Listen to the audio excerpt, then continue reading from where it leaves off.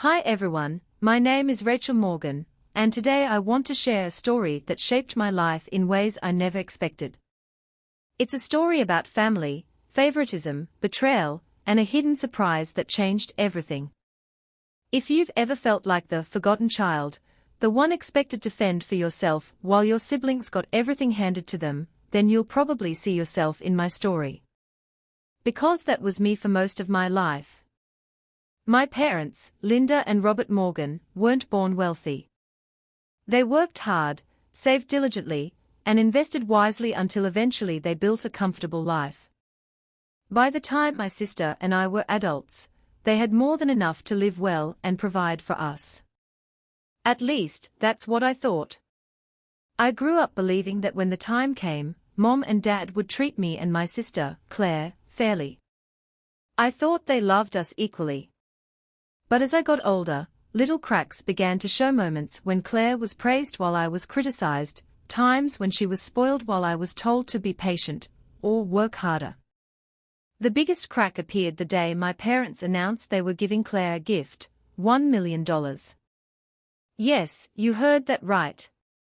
A full million, handed to her without conditions. They said it was to help her buy a home, start her family, and secure her future. And me? I got nothing. I remember sitting at the dinner table as Mom slid the check across to Claire, her eyes brimming with pride.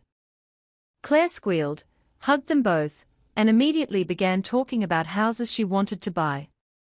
Meanwhile, I sat frozen, my fork halfway to my mouth, wondering if I had misheard. Finally, I asked, "What about me?"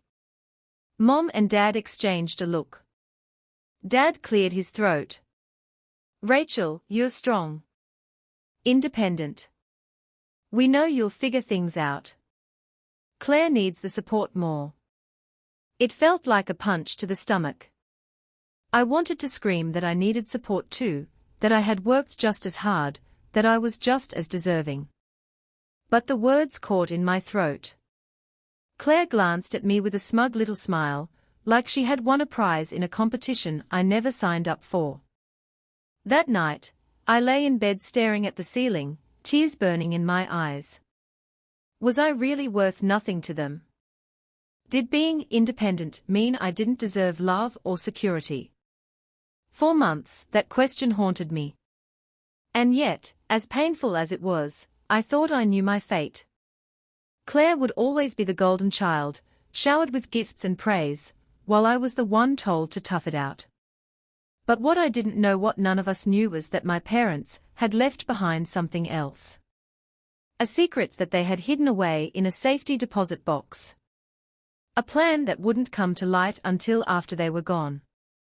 And when that secret was revealed, it didn't just shock Claire. It shocked the entire family. Before we get to that twist, I want to take you back to the beginning. To the Morgan family, our history, and the patterns of favoritism that set the stage for everything that unfolded. And if you want to hear the full story, how I went from being the overlooked daughter to uncovering a hidden legacy, make sure to hit that like button, subscribe for more storytime dramas, and share your thoughts in the comments at the end. Because trust me, this is a story you'll want to talk about. To really understand the shock of what came later, you need to know who we were as a family and how favoritism was stitched into our lives long before that $1 million check slid across the dinner table. On the surface, the Morgans looked like the perfect suburban success story. My dad, Robert Morgan, was an accountant who built his own firm from scratch. My mom, Linda, worked as a school administrator before retiring early once Dad's business grew. We weren't billionaires, but by most standards, we were comfortable. Nice house, vacations every couple of years, and enough savings that they didn't have to worry. And then there were the two daughters, me, Rachel, the youngest by 3 years, and Claire, my older sister. To outsiders, we seemed like a typical pair of siblings, close enough to laugh together at family dinners, but also quick to bicker over little things. Inside the family, though, there was a difference that was impossible to ignore. Claire had always been the star. She was outgoing, bubbly, and knew how to charm people. She was homecoming queen. She landed an internship at a big marketing firm right after college, and she always seemed to get the spotlight. Mom doted on her relentlessly. Claire has such potential, she would gush at dinner parties. She's going to do big things. Dad wasn't quite as effusive, but he spoiled her too. When Claire wanted to study abroad in Italy, they paid for it. When she crashed her car senior year, they bought her a new one within weeks. No one ever said it out loud, but it was clear, Claire was the favorite. And then there was me. I wasn't a failure, not by a long shot. I was quieter, more bookish. I loved writing, reading, and working behind the scenes rather than being the center of attention. I earned good grades, held down part-time jobs, and eventually went into non-profit work because I wanted to make a difference. But my achievements rarely got the same applause. When I brought home straight A's, my parents would nod and say, "That's good, Rachel." When Claire brought home a B+ after barely studying, they'd cheer like she had won an Olympic medal. When I needed help with college tuition, they told me to apply for more scholarships. When Claire needed help with rent, they wired her money the same day. Over time, I learned to expect less. To survive on scraps of approval. To swallow the sting of being told I was so independent, while my sister was showered with safety nets. There were countless moments that reminded me of the imbalance. Like the Christmas when Claire got a diamond necklace and I got a gift card. Or the summer Mom insisted on flying out to help Claire decorate her first apartment, but barely asked about mine. Or the way Dad introduced Claire at gatherings as our daughter who's in marketing, while I was Rachel, who works in charities, I think. None of these things alone broke me. But together, they chipped away at me until I stopped expecting to be treated equally. So by the time my parents announced they were giving Claire $1 million, the favoritism wasn't surprising, it was just louder, bolder, undeniable. But still, I remember the ache in my chest that night. The way Claire's eyes lit up like fireworks. The way Mom and Dad looked at her with pride, while looking at me with what? Pity. Expectation. Rachel doesn't need this, Mom explained to the table. She's resourceful. She'll make her own way. I nodded, but inside, I was breaking. Because what they saw as resourceful felt like invisible. What they saw as independent felt like unloved. Of course, back then, I thought that was the end of the story. Claire had her $1 million cushion, and I had nothing. But behind the scenes, Mom and Dad had made arrangements no one knew about. Arrangements they had tucked away in a bank's safety deposit box, hidden from both of us until after they were gone. A plan that would turn our family upside down and force us to face truths we had spent years avoiding. After that night, the $1 million dinner, I tried to act like everything was normal. I smiled politely when Claire showed me house listings she was browsing online, all worth more than I could ever dream of affording. I nodded when Mom bragged about how Claire finally has the stability she deserves. But inside, I was furious. Not just angry at Claire, but at Mom and Dad for making it so obvious that I wasn't considered equally worthy. One weekend not long after, Claire invited me over to look at a townhouse she was considering. It was beautiful, gleaming hardwood floors, huge windows, a little garden in the back. She twirled in the living room, laughing. "Can you believe this could be mine?" she said, her voice full of delight. I forced a smile. "Yeah, it's nice." She caught the edge in my tone. "What's wrong?" I shook my head. "Nothing. Just it must be nice to have $1 million safety net." Her expression hardened. "Oh, come on, Rachel. Don't start this. Mom and Dad made their choice. They know I needed it more." I stared at her. "And I didn't. What about my needs? What about my future? She shrugged. You're stronger than me. You've always been the independent one. They know you'll be fine. Her words stung more than I wanted to admit. Independent. It was the same excuse Mom and Dad used, and it sounded more like a punishment than a compliment. A week later, I confronted my parents over dinner. I just don't understand, I said, my voice shaking. Why give Claire so much and leave me with nothing? Dad sighed, putting his fork down. Rachel, you've always been self-sufficient. You've built your own career, managed your own finances. Claire, she needs more guidance. Guidance? I snapped. You mean money? You don't think I deserve the same support? Mom frowned. It's not about deserving. It's about balance. You don't need as much help. I pushed my chair back, fighting tears. You keep saying that, but do you realize how it feels? Like I don't matter. Like I'm not part of this family. Neither of them answered. The silence was louder than any words could have been. After the townhouse went through and Claire officially moved in, her smugness only grew. She invited the family over for a housewarming, complete with catered food and champagne. At one point during the evening, she clinked her glass and raised a toast. To Mom and Dad for believing in me and making this dream possible. Everyone applauded. I sat frozen, heat rising in my chest. When Claire caught my eye, she smirked, as if daring me to say something. I didn't. I left early, claiming I wasn't feeling well. But in truth, I couldn't stand to sit there one more second, being reminded of what I didn't have. The tension boiled over a few months later, when Claire called me out of the blue. Hey, she chirped, I was thinking maybe you could move in with me for a while. I've got extra space. I blinked in disbelief. Move in with you? Yeah, she said casually. It could be fun. Plus, you wouldn't have to worry about rent so much. I know things are tight for you. Her words landed like a slap. So now you want me to live in your $1 million townhouse, as if I'm your charity case. Rachel, don't be so sensitive, she laughed. I'm just trying to help. I hung up the phone before I said something I couldn't take back. After that, I pulled back. I stopped visiting Claire, stopped calling Mom and Dad. Every interaction left me raw and humiliated.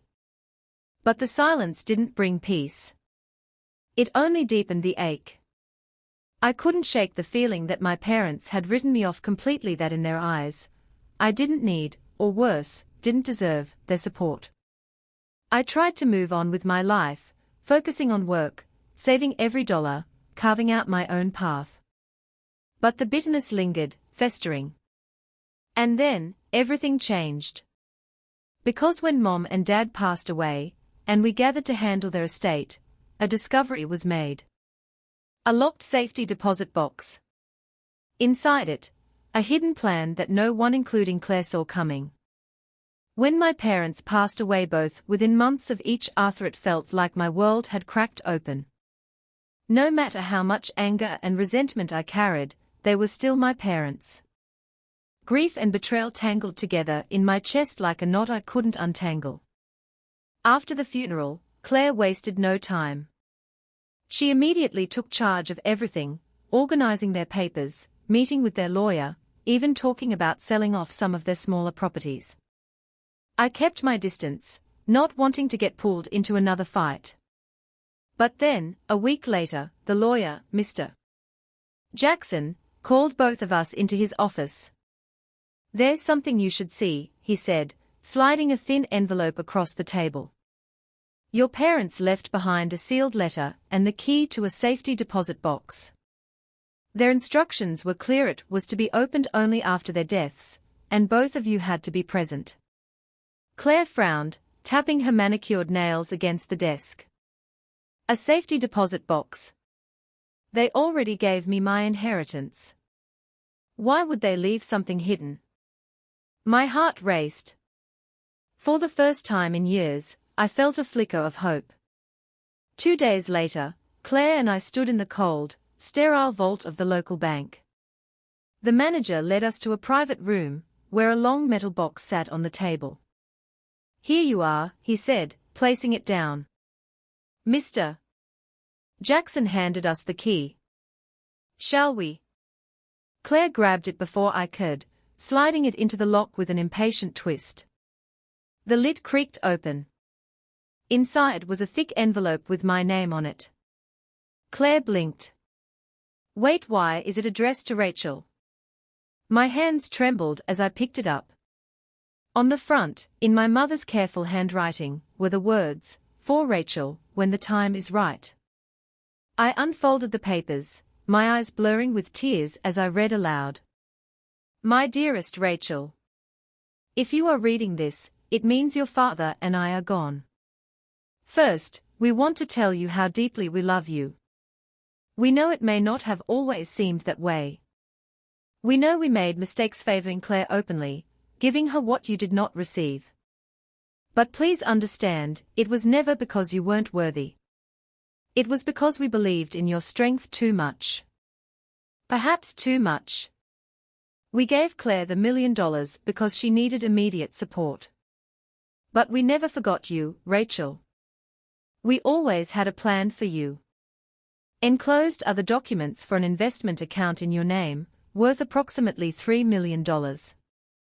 We placed it in the safety deposit box to keep it safe, to give you security when the time was right. We trust you to use it wisely, not just for yourself, but to continue the compassion and independence that have always defined you. Love always. Mom and Dad." Claire shot to her feet. $3 million. This is ridiculous. I got $1 million and she gets 3. How is that fair? Mr. Jackson calmly handed me another envelope, their account information, the proof that the money was real. "Your parents were very deliberate," he said. "They wanted to ensure Rachel had this after their passing. It is legally binding." Claire's face flushed red. "Legally binding? This isn't what they told me. They said I was the one they wanted to support." I looked at her, my voice trembling but firm. "They supported you in life, Claire. They gave you everything. But they also thought of me. They just waited until the end to show it." The days following the reveal were chaos. Claire called me nonstop, accusing me of manipulating them, of knowing all along. Relatives began whispering, some saying I had finally gotten what I deserved, others claiming my parents had been unfair to Claire. One night, Claire stormed into my apartment without knocking. "You don't deserve this," she hissed. "You've always been second best, Rachel. Nothing you've done compares to me. They should have left you nothing." I stood tall, holding the letter in my hand. "They didn't think so. They saw me, Claire. Maybe not in the way I wanted when they were alive, but in the end, they did." She glared at me, her chest heaving. "I'll take you to court. I'll fight this." "Go ahead," I said softly. "But the truth is, no matter what you do, nothing changes the fact that Mom and Dad trusted me." For the first time, she had no comeback. That hidden safety deposit box didn't just hold money. It held validation, acknowledgement, and the love I'd been aching for all my life. But it also lit the fuse for the ugliest fight my family had ever seen. Because Claire wasn't going to let go without a war. Claire didn't waste a second. Within a week of discovering the safety deposit box, she had already retained a lawyer and filed paperwork to contest the account transfer. Her argument was predictable. Our parents had been pressured into creating the hidden plan, that they were confused in their final years, and that I, somehow, had orchestrated the whole thing. The absurdity of it made me sick. I hadn't even known the account existed until that day in the bank vault. But Claire's fury wasn't about truth, it was about control. The first time we faced each other in court, I could barely look at her. She sat across the aisle in a crisp designer suit, her arms crossed, her eyes sharp with rage. Her lawyer painted a picture of me as manipulative. Rachel Morgan cultivated an image of being the underdog, the forgotten child, so that her parents would feel guilty. This so-called secret plan was nothing more than undue influence. When it was my lawyer's turn, Ms. Patel stood tall and calm. Your Honor, the documents were created years before Mr. and Mrs. Morgan's health ever declined. They were signed, notarized, and stored in a bank vault. There is no evidence of coercion. In fact, Rachel Morgan didn't even know about these arrangements until after her parents' passing. The safety deposit box was their way of protecting her, not punishing Claire. The judge listened silently, his face unreadable. Outside of court, the family began to fracture. Aunt Margaret called me one evening. Rachel, your parents were wise people. They saw you. Don't let anyone convince you otherwise. But Uncle John sided with Claire. It doesn't sit right with me, he muttered. Why give you more than her? They always said Claire was their priority. Even cousins started picking sides, their whispers filling social media and family group chats. I learned to mute conversations just to keep my sanity. One night, after a particularly brutal day in court, Claire showed up at the beachside cafe where I worked part-time. She stormed up to me, ignoring the stares of customers. You're pathetic, she spat. Living off Mom and Dad's pity money. Do you even realize they only gave you that because they felt guilty? You'll never be me, Rachel. You'll never measure up. My hands trembled as I set down the tray I was holding. Claire, this isn't about being you. I never wanted to be you. I just wanted to matter too. She laughed bitterly. Matter? You think 3 million makes you matter? You're still nothing. Her words sliced through me, but for once, I didn't crumble. I stood taller. Maybe I was nothing to you. But I wasn't nothing to them. And I'm not nothing to myself anymore. The cafe had gone silent. Claire's face flushed, and without another word, she stormed out. After months of hearings, testimonies, and endless paperwork, the judge finally delivered his ruling. The court finds no evidence of undue influence or fraud. The safety deposit box documents are valid and enforceable. Rachel Morgan is the rightful owner of the investment account and all associated funds. Case dismissed. The gavel struck, and my breath caught in my throat. Relief washed over me like a wave, but it was bittersweet. Claire stood frozen, her face pale with fury. She didn't look at me as she stormed out with her lawyer. The victory was mine, but the cost was high. The family was splintered, and Claire refused to speak to me. Some relatives avoided me altogether, whispering that I had destroyed the family for money. But when I reread my parents' letter, their words echoed in my mind, "We trust you to use it wisely, not just for yourself, but for others." That was the moment I decided my story wasn't going to end in bitterness. I was going to take what they gave me and build something better with or without Claire by my side. Winning in court gave me more than just legal ownership of the investment account. It gave me something I had long been denied: recognition. My parents hadn't forgotten me after all. They had seen me, even if they didn't show it while they were alive. Their hidden plan became proof that I was just as worthy of security and love as Claire. But victory didn't mean everything suddenly felt easy. The money didn't erase the years of being overlooked. It didn't fix the fractured relationships overnight. What it did give me was freedom, the ability to finally build the life I wanted, on my own terms. The first thing I did was move out of my cramped apartment into a modest, but beautiful townhouse of my own. It wasn't flashy, but it was mine. I painted the walls warm colors, filled the rooms with bookshelves, and set up a small writing nook by the window where the light streamed in every morning. For the first time, I didn't feel like I was barely surviving. I felt rooted. I used part of the inheritance to go back to school for a master's degree in nonprofit management, something I had always wanted but never thought I could afford. Sitting in those classrooms, surrounded by people passionate about making change, I felt alive again. With the rest of the funds, I began carefully investing, building a future where I wouldn't need to rely on anyone else's approval or generosity. But most importantly, I wanted to honor my parents' final wish: use it wisely, not just for yourself, but for others. So I founded the Morgan Initiative, a small nonprofit aimed at helping underprivileged students access scholarships, mentorship, and resources for college.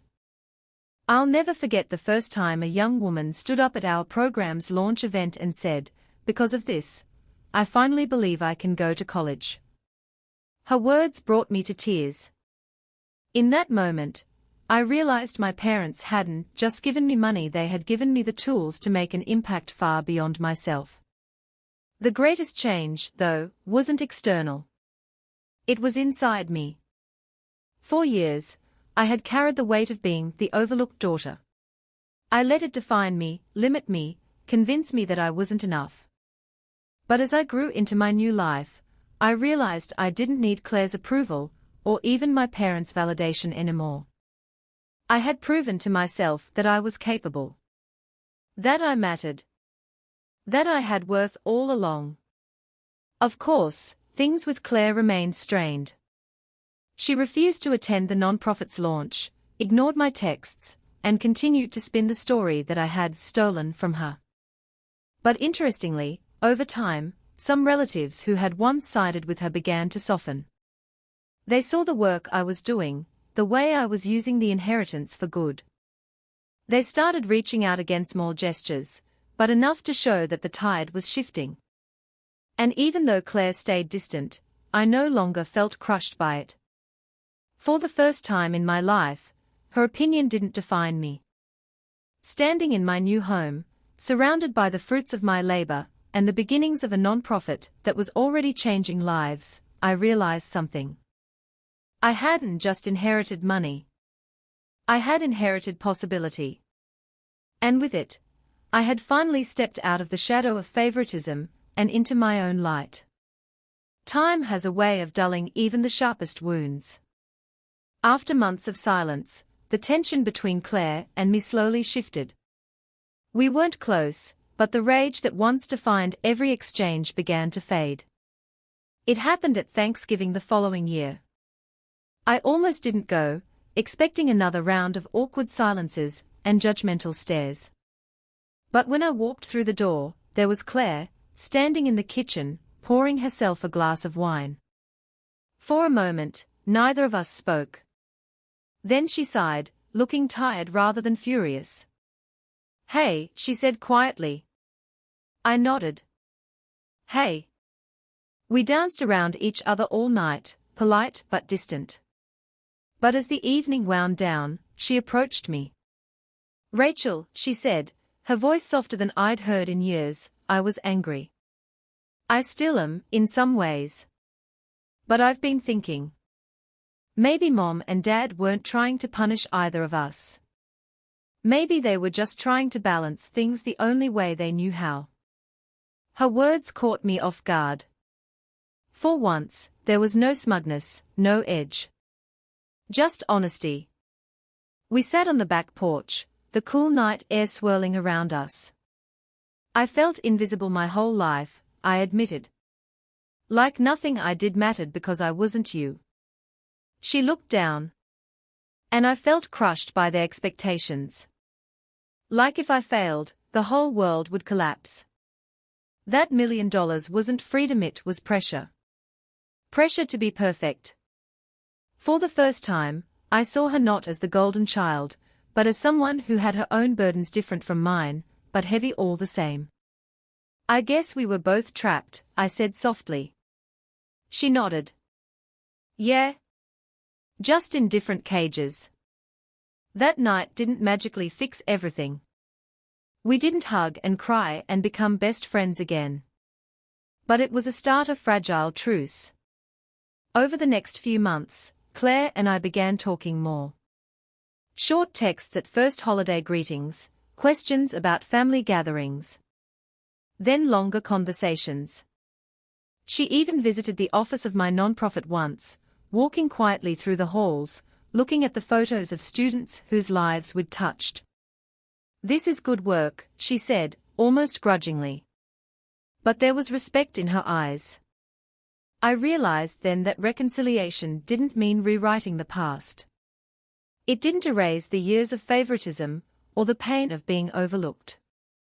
But it meant choosing to stop letting those wounds control us. Closure came not from perfect apologies or equal treatment, but from acceptance. We were different, our parents had made mistakes, and yet we were both still here, still sisters. As I sat in my townhouse one evening, watching the sunset through my writing nook window, I felt a peace I hadn't known in years. I didn't need Claire's approval anymore. I didn't need to keep proving myself to parents who were gone. I had carved out a life of my own.